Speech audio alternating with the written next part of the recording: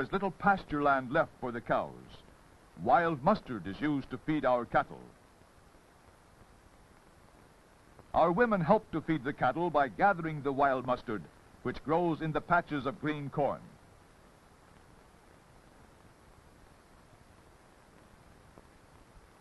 My friend Carlos has no burro or mule, so he must carry the heavy bundles of mustard on his own strong shoulders.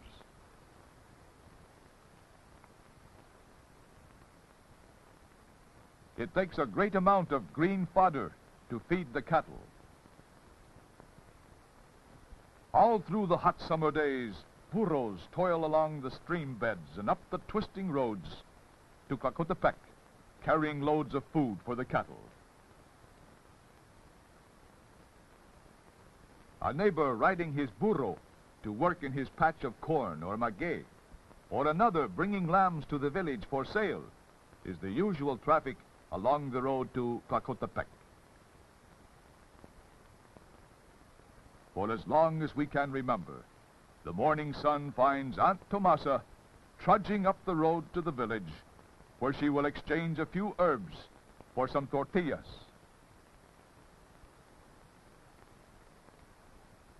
There is no gas or coal for the stoves in our houses, and the nearby trees were cut down many years ago.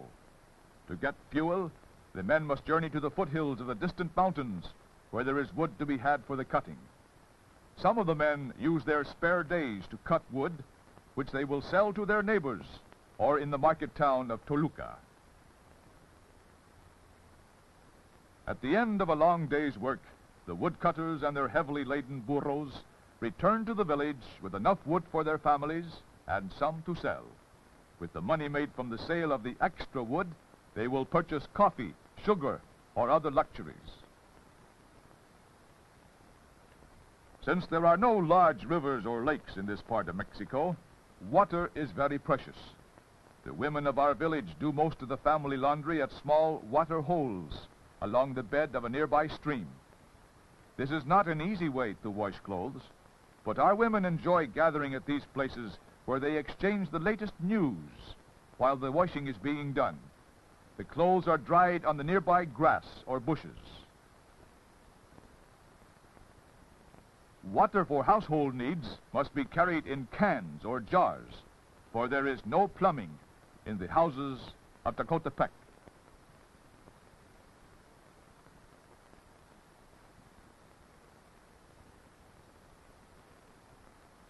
A cement tank near the church provides for the entire village.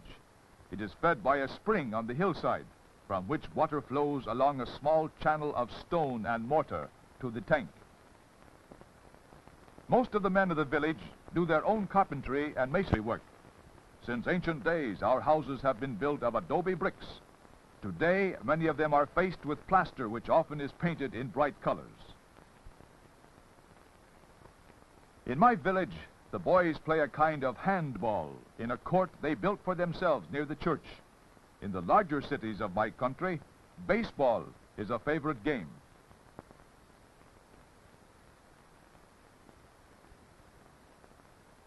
Children play simple games, like this one of hopscotch,